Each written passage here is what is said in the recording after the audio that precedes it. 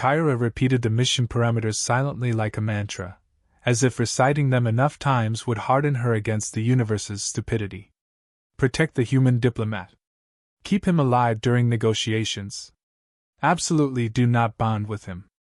That last line glowed in bold red on her internal HUD, a reminder coded into her biology since childhood. Xyrathian soldiers didn't bond. They didn't attach. They didn't love. They were efficient, emotionless defenders of the Empire. She had scored the highest in emotional suppression training. She once stared down a pheromone bomb without blinking. She had no weaknesses. She had no vulnerabilities. And she certainly had no interest in soft, illogical creatures like humans. At least, that was the theory. She stood rigidly in the docking bay as the human shuttle hissed open. She braced herself for the sight of a fragile mammal stepping out, maybe trembling, maybe sweaty, probably soft. Humans were always soft. She'd read the file. She knew the statistics. She had prepared mentally for someone unimpressive. She was not prepared for Evan Hale. He stepped out smiling. Actually smiling, wide, warm, confident, like someone who genuinely believed the universe was a nice place. His hair was messy in a way that seemed intentional. His posture relaxed, hands casually in his pockets, as if he weren't walking into a ship full of giant armored aliens who could crush him by accident. Kyra's implants sparked. A tiny pop echoed inside her skull. Her HUD flickered. A red warning flashed across her vision. Warning, bonding imminent. Kyra froze. That couldn't be right. Bonding? With him? Impossible. She blinked hard, tapped the side of her helmet, slapped her forehead. Nothing reset the error. Another spark sizzled under her skin. Her left shoulder plate jerked upward like it was trying to salute independently.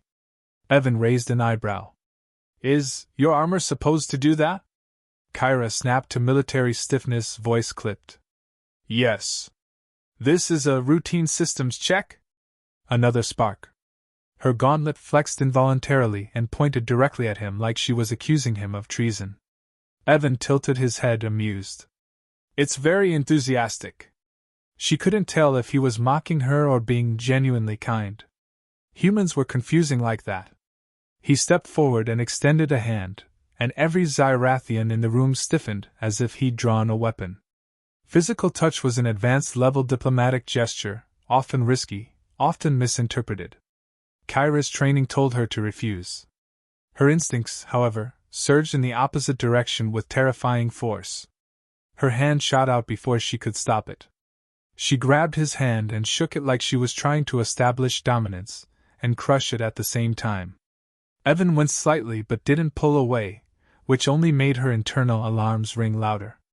The moment their skin connected, her implants flared violently. Error, pheromone output increasing. Kyra yanked her hand back as if burned. Do not do that again. Shake your hand? He asked, smiling. Her chest tightened. She hated that smile. It was too human. Too warm. Too dangerously charming. Yes, she snapped. Your friendliness is disruptive. He laughed softly, and her HUD nearly exploded.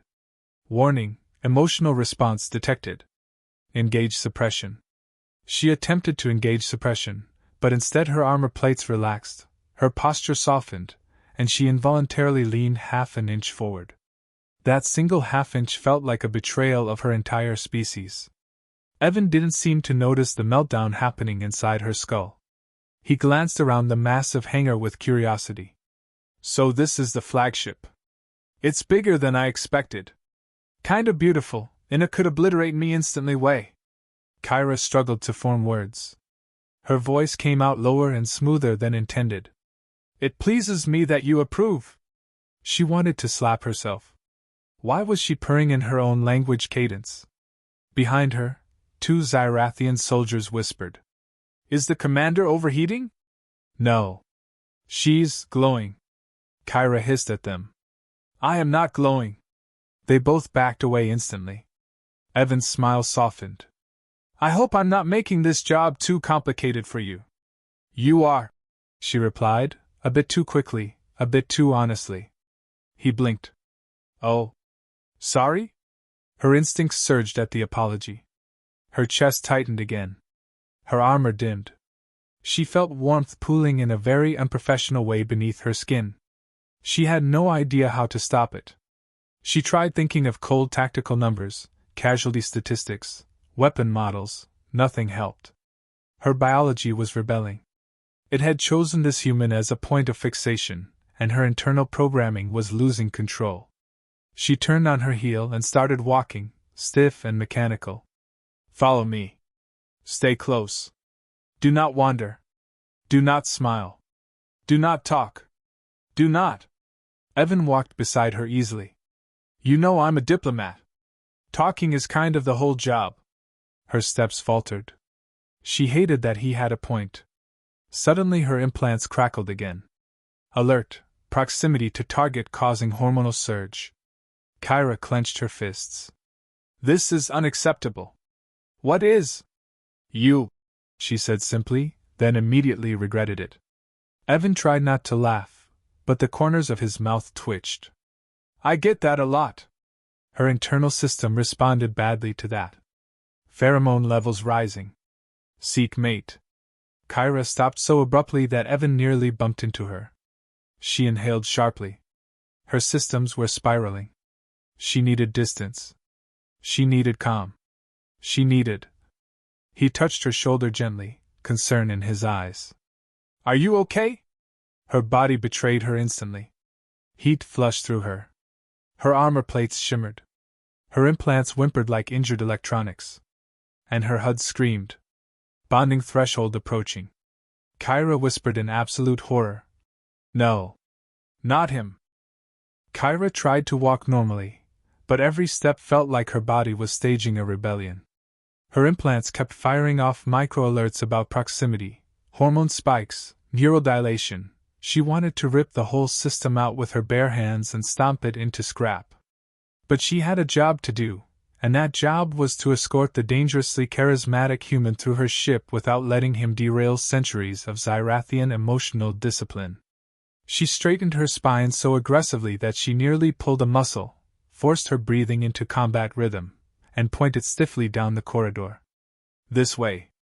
Evan walked beside her at a relaxed pace, hands casually clasped behind him, completely unaware of the internal meltdown she was barely containing.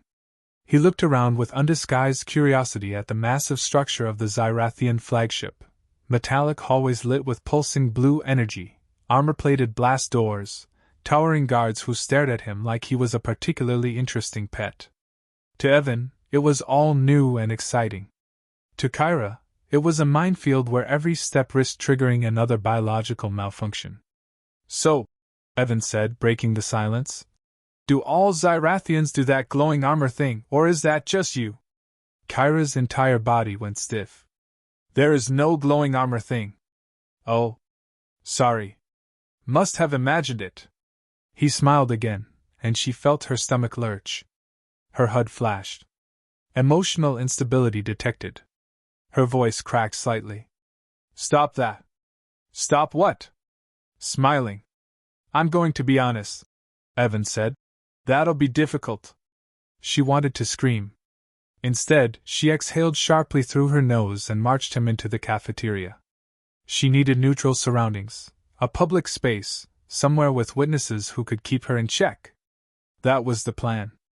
Unfortunately, her biology had other plans. The moment they stepped inside, her pheromone glands began to warm. She felt the shift immediately, the internal pressure building like a balloon inflating between her ribs. She tried to command the glands to shut down, but the system was overriding her. Alert, mating signal preparation initiated. No, she hissed under her breath. Cancel. Abort. Shut it down. Evan glanced over. You okay? Yes, she lied, voice higher than normal. Everything is functioning optimally. He didn't look convinced. He grabbed a tray and picked up a bowl of glowing soup without hesitation. Well, I hope so. I'd hate to be responsible for giving the commander an ulcer on the first day. Ulcer? She almost snorted. Humans and their fragile organs. If only he knew she was fighting not for her stomach but for her dignity. And losing. Around them, Zyrathian soldiers began sniffing the air. Subtle at first. Then not subtle. Heads turned. Eyes widened. Someone dropped a cup. A deep rumble of confused chatter spread through the room. A young soldier whispered loudly, "Is the commander emitting? Now? In front of everyone? Maybe she's signaling her mate." Another whispered back, "Her mate is a human." Someone else gasped, "Is that legal?" Kyra whirled around and snapped, "I am not emitting!" Far too loudly. All chatter stopped. Evan blinked. "Emitting what?" Kyra froze like a malfunctioning android. "Nothing. There is nothing. Eat your soup." He shrugged and took a sip. "It's actually pretty good." Kyra stared at him in horror. The pheromone mist was getting thicker, shimmering faintly in the air. Every Zyrathian in the cafeteria was side-eyeing her, slowly drifting toward the exits. Even hardened warriors were fleeing in silent panic. Evan was just enjoying soup. She leaned down toward him, intending to whisper a firm directive to move quickly and discreetly out of the room. Instead, her voice came out soft and breathy, dripping with unintentional seduction. "We need to go. Now." Evan paused mid-bite. Is everything okay?" Kyra's tail, traitorous, disobedient thing, curled around his elbow without her permission. Evan nearly jolted out of his seat, staring down at the scaled appendage wrapped around him like a clingy pet. "Is this normal?" he asked weakly. "No," Kyra said through clenched teeth. "No, it is absolutely not normal. Release." She tried to command her tail mentally. The tail ignored her completely. She physically grabbed it and yanked it away from him. She stood so abruptly that her chair shot across the room and slammed into a wall. Evan set down his soup very slowly. I think maybe you need medical attention. Do not suggest that again," she snapped, mortified. At that moment, her second-in-command, Lieutenant Soren, approached cautiously like one might approach an explosive device. He eyed Kyra, then Evan, then the faint shimmering haze around them. "Commander, are you performing the courtship ritual?" Kyra made a strangled noise. "I am not performing anything." Evan laughed nervously. "Courtship? No, she's just, glitching?" Soren frowned. "Humans can cause glitches? That is unfortunate." Kyra covered her face. "Lieutenant. Leave. Now." Soren bowed quickly and fled with the rest of the cafeteria. Evan and Kyra were alone. The mist finally dissipated as quickly as it had formed, but Kyra felt the heat still radiating through her chest. She tried to breathe normally. She tried to reset her systems. But the next alert popped up instantly. Bonding threshold passed. Emotional attachment forming. Kyra's blood ran cold. No. No.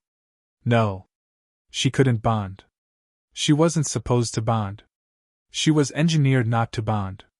Bonding meant vulnerability. Bonding meant biological case. Bonding meant... Evan gently touched her shoulder again. Her system went nuclear.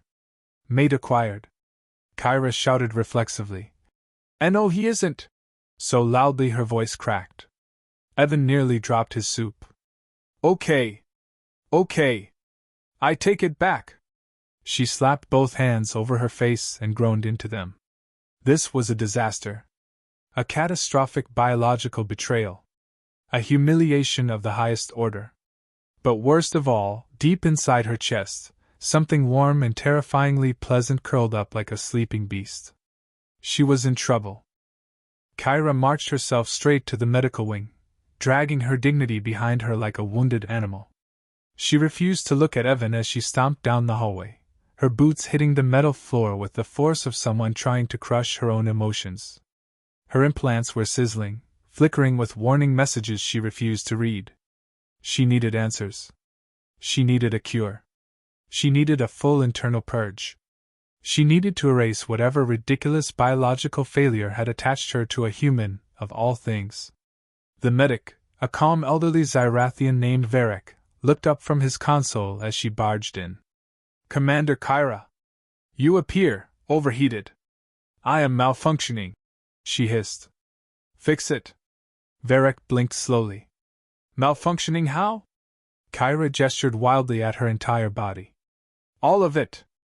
Every system. I am receiving bonding alerts. Bonding! As if I'm some genetically defective hatchling imprinting on the first warm creature I see. Varric tapped a few screens, glanced at her glowing bio-readouts, and sighed as if this were all very predictable. Biological imprint activation. Kyra slammed her hands on the counter. Undo it. Impossible. What do you mean impossible? She snarled. I am a high-ranking soldier. I have override privileges. I demand you deactivate whatever hormonal sabotage is happening. Varric shook his head. Once bonding begins, it cannot be reversed. It is a survival-driven mechanism, designed to ensure loyalty and protection. Kyra stared at him, horrified. I don't want loyalty. Or protection. I want emotional neutrality. I want to feel nothing. Varric chuckled softly. Then you should not have looked directly at him when he smiled. Kyra turned and walked straight into a medical cart. It clattered loudly. She didn't even pick it up. She just muttered curses and stormed out of the room. She half ran down the hallway, needing distance, needing air, needing Evan. Her instincts pulled her like a magnet, infuriating and impossible to resist. She found him in a diplomatic briefing room, speaking with a group of Zyrathian officers. Her entire body went into defensive overdrive the moment she saw other people near him. She stalked across the room like a predator, planting herself between Evan and everyone else. A startled ambassador backed into a wall. Commander, is something wrong?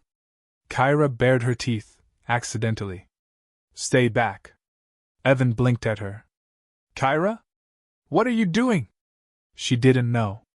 She absolutely did not know. Her instincts were overriding protocol.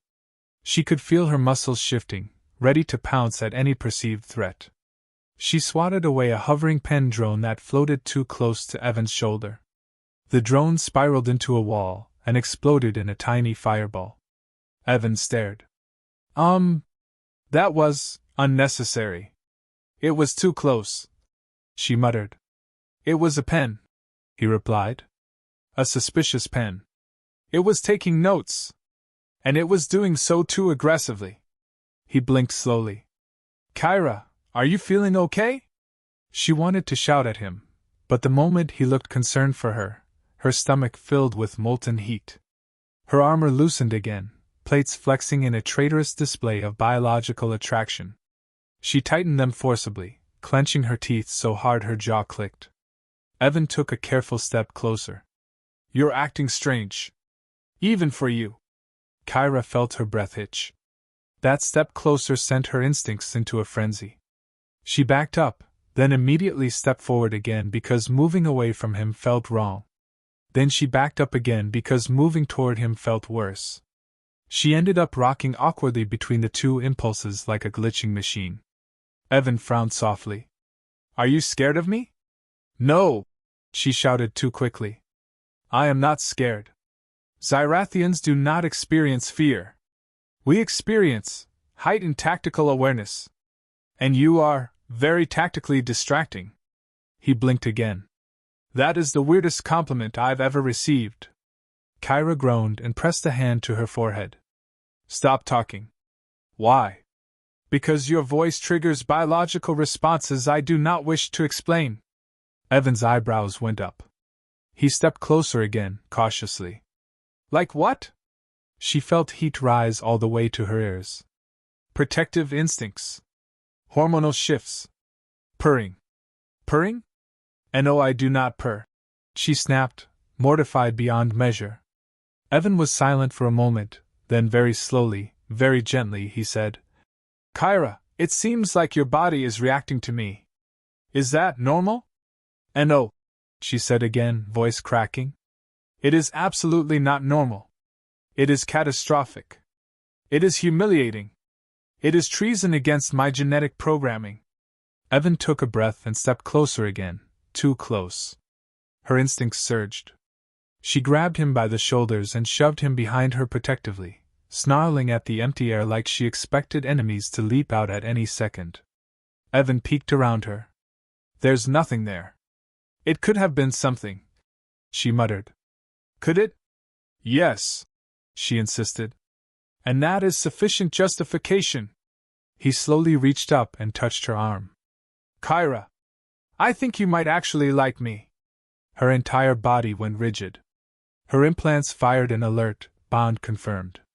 Kyra felt pure panic explode through her. She stumbled backwards so fast she nearly tripped over her own tail. She tried to hide behind a bulkhead, gripping the metal like it was a shield.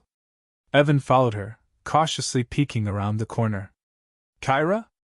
Are you okay? No, she whispered. I am compromised. Evan gave a small, amused smile. I mean, I thought you were cute before, but now. Do not call me cute, she snapped, voice squeaky. Before she could complete her meltdown, the ship jolted violently. Alarms blared. The lights flickered red. An enemy vessel had latched onto the hull. Kyra's instincts shifted instantly. She lunged forward, grabbed Evan by the waist, and threw him behind a reinforced barrier as enemy forces stormed the corridor. Her body moved like a weapon forged from adrenaline and devotion. She struck down the first intruder with a single blow, shielded Evan with her entire armored form, and roared a threat that shook the walls. Her HUD flashed wildly. Primary mate protected. Bond complete. Kyra screamed internally. Evan stared at her in wide-eyed awe. Kyra, he whispered, voice breathless. I think you actually care about me. She hissed through clenched teeth. I really hate my biology. The next morning arrived far too quickly, with a thin band of pale light creeping across the battered hilltop shelter like it was sneaking in to check whether the chaos from the night before was real or just a fever dream. He blinked awake first, groaning as every muscle in his back reminded him that alien ruins were not designed with human ergonomic comfort in mind. Something warm and faintly vibrating was pressed against him. She was curled beside him, wrapped in his jacket, humming a soft tone that sounded suspiciously like she was calibrating happiness levels. He tried to move slowly, gently, carefully. She immediately tightened her grip around his torso and grumbled something in a language he didn't speak but had learned to interpret as, "Stop wiggling, human, I'm recharging on you." He didn't argue. He just lay there, watching the sky lighten, listening to the quiet, pretending he wasn't slightly panicking about what came next. Last night had shifted something, no, everything, between them. She had trusted him, leaned on him, allowed him to carry her when she was too exhausted to stand. She had even laughed, a real laugh, one that rippled through her whole frame like she was surprised she had the capacity for the sound. He would have stayed like that forever if the universe didn't hate peace. A sudden metallic boom echoed across the valley. She shot upright, cloak falling away, eyes blazing in full alert mode. He scrambled to his feet, rubbing sleep from his eyes and trying not to look as disoriented as he felt. Another boom followed, this time accompanied by a screeching roar that made his stomach drop. She inhaled sharply. The colony patrol. He didn't need the translator to understand the fear in her voice. Are they here for you? She didn't answer. That told him enough. The two of them grabbed what little gear they had. She moved with precise, practiced efficiency despite the lingering fatigue, but he noticed her hand trembled once when she strapped on the last piece of armor. He stepped closer. Hey! You okay? Her jaw clenched. I don't know. He waited. She drew a shaky breath, then met his eyes. I don't want to go back. I can't. Not after everything. But running from them is treason. And being with you, letting you help me, makes me look. She swallowed. Weak. He shook his head. It makes you smart. She stared at him for a long second like she was trying to decide whether to punch him or kiss him, or both. Before she could choose, another explosion split the air, closer now, spraying dust and pebbles down from the ruins above them. He grabbed her hand without thinking. Come on! They sprinted toward the lower ridge. Smoke billowed in the distance. Sparks of plasma fire streaked across the sky, and he could already hear the whine of engines slicing the air. She moved fast, pulling him along when his footing slipped, guiding him around sharp bends with short, efficient tugs. They ducked behind a shattered archway as a pair of patrol skimmers shot overhead, searchlights sweeping the terrain. They're scanning for heat signatures, she whispered. So what do we do? She peeked around the edge of the stone. We run for the river. That's a terrible plan. It is. Then why are we doing it? Because it's the only terrible plan we have. He didn't argue. Together they bolted from cover, weaving between jagged chunks of fallen architecture.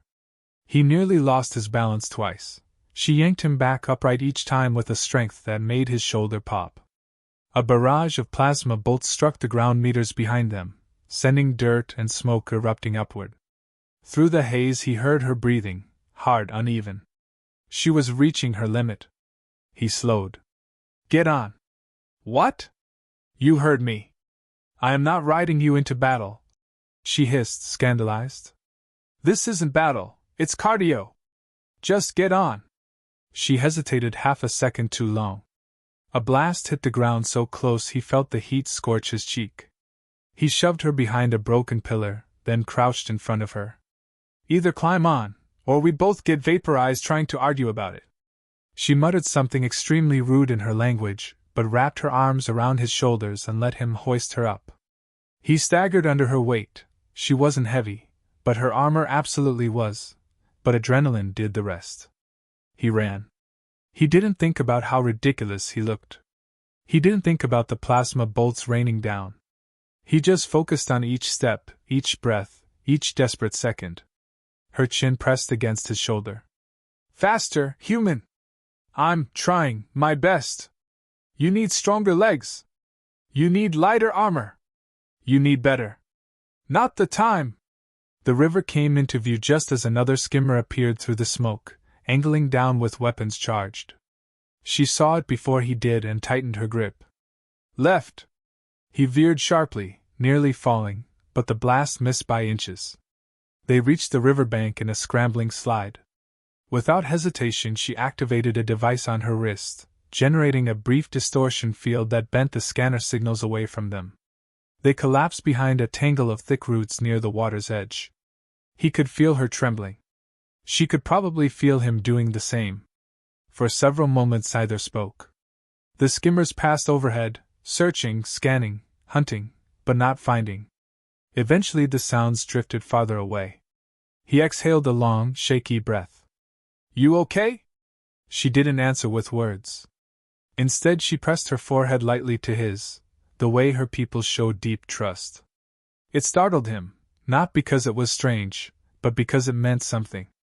Something big. Something irreversible. When she pulled back, her voice was quiet. You didn't have to do that. I know. You risked everything. Yeah. He shrugged. That's kind of our thing now.